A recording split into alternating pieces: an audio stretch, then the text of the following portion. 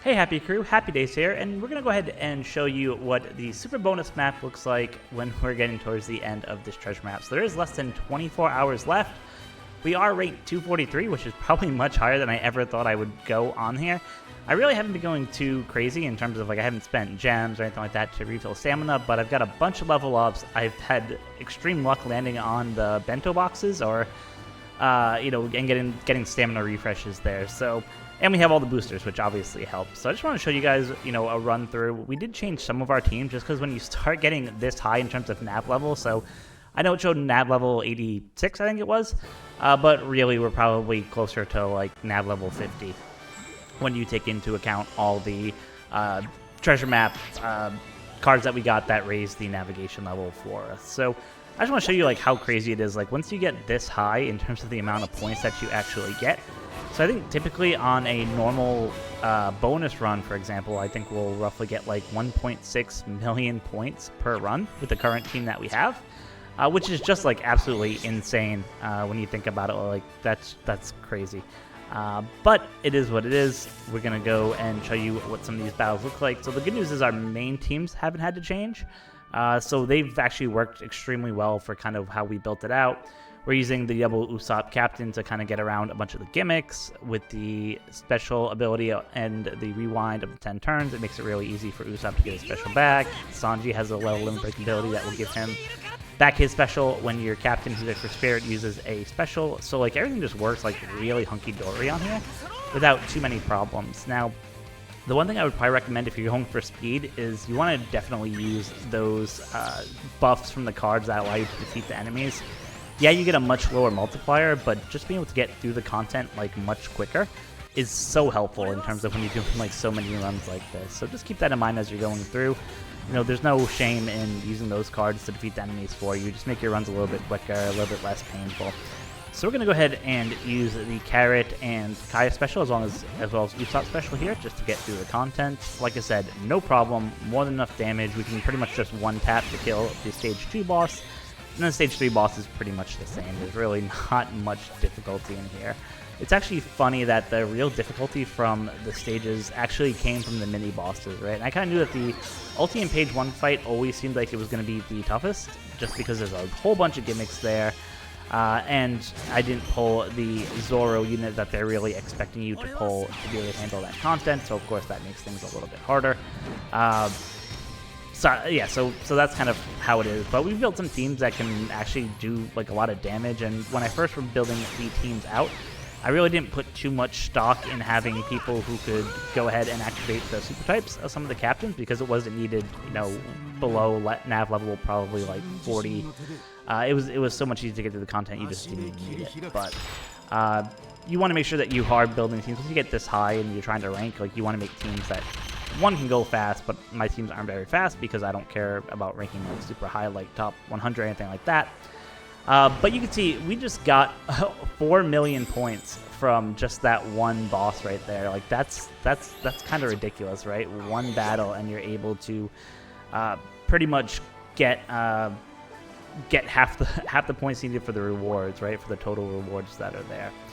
So let's go ahead and doesn't really matter which way we go, to be honest with you. So let's just go this way for now, and we'll just keep plugging along, hoping that we can get to the super boss. I know that they do say you have an increased chance of pulling, better items in the rainbow chest at the end. That just hasn't been my impression. I know you can technically pull an alternate ink pen from there, but I haven't really seen that when through all the times I played treasure map, at least through my playthroughs, I've never seen that. So how true or how false it is, I have no idea. But yeah, we're just going to go ahead and use the cannon here. I know it's a waste because 2 bosses were already beat, but it'll just make it so that we can just quickly get through the TM boss without too many problems there.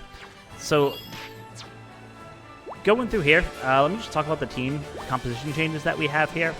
So for that sugar team, we ended up swapping out, let me just swap over to here. So for the sugar team, we ended up swapping out, we actually kept the sugar team the same. That was fine, even though I did think of replacing this Bonnie here with someone who could trigger Sanji's super type.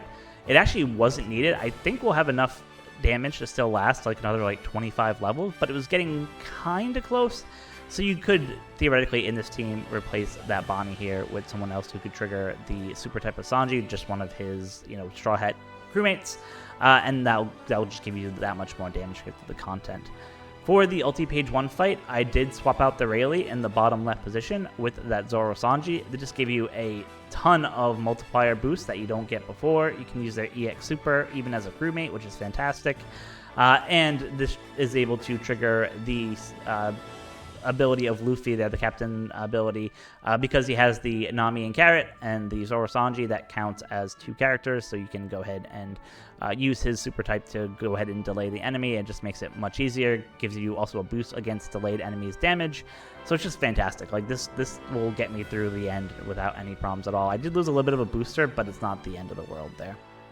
So yeah, we'll go ahead and take on this last match just to show you guys what it looks like and how many points you can actually get. So as I mentioned, you get 4 million points on that on the intrusion boss stage, so you probably won't get as much on here, but we'll go ahead and see if we can still hopefully break the 4 million points, and that would mean that in one run you can get like 8 million points, which is just insane.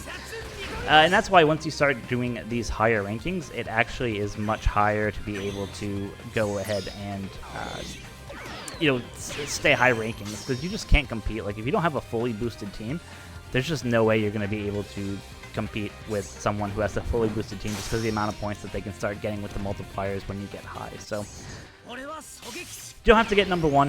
Like I said, I think if people aim for like top 1,000, that's pretty good. You still get some good rewards there, and you don't have to really grind that hard to get to the top 1,000. But if you get to the top 500, you get an extra 40 or 50 gems, so that does make it a little bit more worth it. But then when you go up the ranks from the top 500 up, like it's really not worth it to spend all that time and energy for maybe an extra like 10 or 15 gems if you want to rank higher than 500. So people can do it. It's their prerogative. If they have the time and the motivation to do it, that's great. But at least for me, I just don't care about ranking high. It will probably be the highest ranking I've ever got myself in a TM. Like I've had top 500 before, but I don't think I've actually been in the 200 to 300 range before. So it's interesting. Like I said, I probably won't go this hard again unless I get lucky and end up like pulling like a really insane 3 boosters again. It just so happened that I just got really lucky and was able to pull all the boosters for this TM in 8 multis, and that just allowed me to go ahead and kind of, I wouldn't even say I went hard. Like I said, I didn't like spend like a crazy amount of time. I just really used just the natural stamina that was given, as well as all the bento box stamina, and that was enough to get me into that top 300 range that I'm currently in. So you can see we can kind of get through the content, no problem there. You can swap out if you have some issues in terms of maybe you don't have that Sanji. You could always swap out the ace that's in the crew there for the Usopp captain, swap their positions, and then just replace that Sanji unit with any 6+ turn bind reducer. Even though if you had supports that lower that, you could actually do a unit who has less than 6 turns of bind removal. So the Sanji in this team like absolutely is not even needed. So there you go. You could see just doing that run, we just got an absolute insane amount of points. We go up to nav level 87, probably get to maybe like the mid-90s before the end of the day, just because, as I mentioned, you can see I still have 125 stamina to use, and it just, after a while, TM gets boring. So good luck to all you guys who are grinding. Let me know in the comment section below how your grind is going, and until next time, be kind to each other.